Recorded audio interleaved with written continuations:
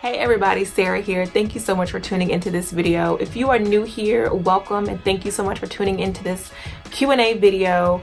I normally do teaching Bible study videos and we talk about prayer, Bible study, we go through books of the Bible. I just do whatever the Lord places on my heart for me to do, and we talk about it, and I pray that it glorifies God and it edifies his body. So if you want to be a part of that, make sure that you subscribe down below so that you never miss a video just like that every single Wednesday.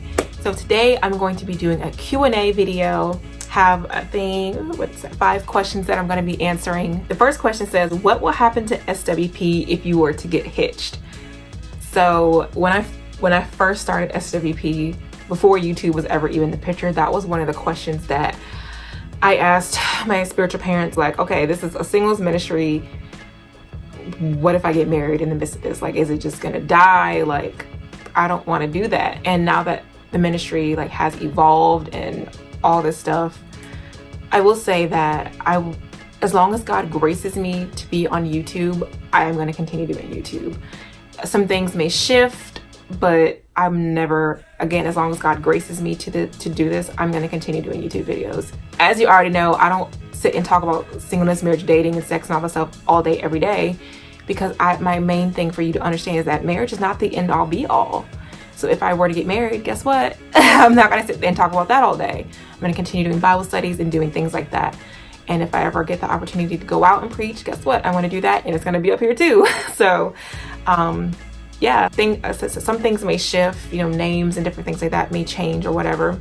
But yeah, just ultimately I'll cross that bridge when I get to it. But I'm never going to stop pouring into people. In the capacity that I'm going to do it, that may change, but if God graces me to continue doing YouTube, I'm going to do that. But I believe that the Lord has given me a gift, the spiritual gift of teaching, so I'm going to always do that. So yeah. So the next question is, what is your take on modesty? Modesty is always a really heavy topic and thing to talk about, and people, I mean, I've never done a video on it before. Maybe one day I will, a dedicated video on it. Haven't felt led to do one, so, but you never know what will happen in the future. Ultimately, the Bible calls us to modesty and purity. And the thing of, okay, I've done a whole video on purity, but the thing is, purity has to start from the heart and it flows out into our actions and our words and everything that we do out of that, right?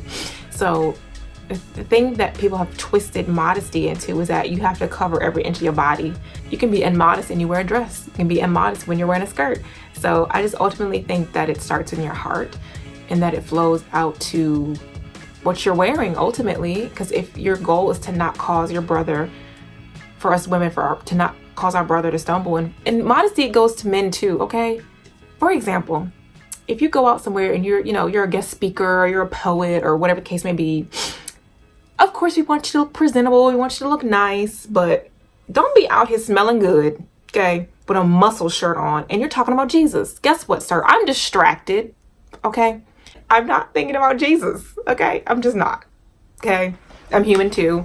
Like, people think that lust is only a man's problem. Women are human too, okay?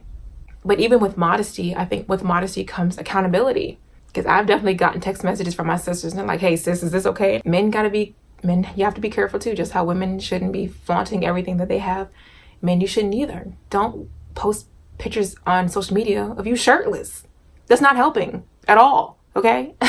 We're trying to be pure. We're trying to honor God, and you're just not helping. So modesty goes with both men and women, and I believe it starts with purity and your motive. Are you trying to cause somebody to stumble? And accountability should be in place as well. Next question is, what made you go vegan? So I shared that on my channel last year. So I actually get this question a lot in my personal life. Almost every time somebody finds out that I pursue a plant-based vegan diet, they always ask, well, what made you, why? It all stemmed from me watching What the Health documentary. And I just remember the one lady in particular who, she was like on an oxygen tank, and like she was taking medicine for everything under the sun. And she literally, did the vegan diet for like 2 weeks. She was off the oxygen. She had lost a crazy amount of weight in 2 weeks. She had already gotten off of half of her medicine. And I was just like, you've got to be kidding me. Literally what we eat makes such a huge difference in our health and the way that we physically feel. So I just literally decided to try it. I'm like, if I don't like it or whatever, I can go back to eating meat, whatever. And I tried it, and I literally love the way that I feel. I no longer get lethargic. I no longer get the itis.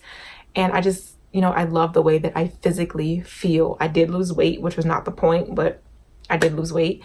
So yeah, I just, it was a physical choice, nothing to do with my faith. A lot of people try to twist scriptures for that as well, but we are free to eat meat, and we're also free to not eat meat. So I don't. So yeah. Next question says, how do I balance my career and my beliefs? Our faith should always be lived out in our life. I guess I need kind of more details for this question, like what exactly they mean. Because I know there are people who have quit their jobs because it clashed with their faith. Like, especially when they legalized gay marriage, there were a lot of court clerks who quit, you know, because they just refused to marry two men or two women. Ultimately, your faith is always should always be priority. It should always trump everything. But even in the sense of, let's say you work just a regular, 9-to-5 office job or whatever the case may be, like you have the opportunity to be a light. You have the opportunity to pour into people and to plant seeds wherever you may be. Or if you work in customer service like I do, you have the opportunity, just to share a smile with people, because you never know what people are going through. Or, there's been times when I've given my customer hugs because they just look like they needed a hug, you know what I mean? Or just to like be generous to people or whatever the case may be. Or even, again, with your coworkers, because they're probably tired of me talking about Jesus, but guess what? I don't care. I'm planting seeds and y'all can't stand before Jesus and say you didn't know. And the last question says, how do I love someone from a distance and show them forgiveness? So I've done a video specifically on forgiveness, and link it up top in the card for you to check it out. We're called to forgive, whatever the case may be, whatever happened. I don't know what the hurt was.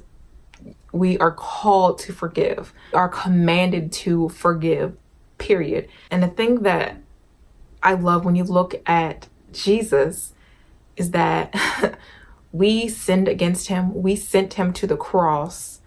But the thing is, the gospel is a gospel of reconciliation. Like we sinned against God. We were his enemies, yet he calls us close to him. Isn't that so crazy and countercultural? And again, I'm not trying to say that you need to go be best friends with somebody who raped you. God, no, absolutely not. You forgive them, you pray for them, and you love them from over there, okay? Like, absolutely not what I'm trying to say. But there are just a lot of times we live in such a culture where we are so quick to write people off. Oh, you hurt me.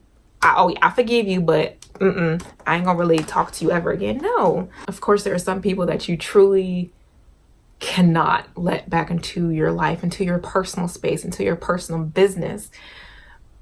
But we shouldn't just let the fact that they hurt us one time before, or whatever the situation was, or whatever the reason for forgiveness was, that doesn't mean that we should write them off forever, because God didn't write us off.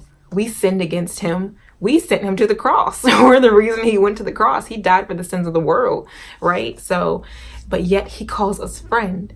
Yet we're children of God. We've been adopted into the family of God. He brings us close. Always forgive. Always. And that's a process, and that's something that you need to walk through with people, and the Lord has to help you in that. And but yeah, you just can't write people off because they hurt you. A lot of times God allows things to happen to teach us forgiveness, to teach us reconciliation, to share in his sufferings. Wow. So those were the few questions that I received in reference to the Q&A. I do them twice a year, just for fun. It's just fun for me. It's, I don't have to be super formal. It's more laid back, and it's just a way for me to kind of connect with you guys and answer some of the questions that you may have. And I will be doing another one later in the year. Feel free to go ahead and send your questions in early, and I will just save them. So hopefully, the answers were a blessing to the people who needed to hear them. So yeah, make sure that you like this video, that you share it with anybody that may have the same question or a similar question, and that you subscribe so that you never miss any videos from me every single Wednesday. Until next week's video, grace and peace.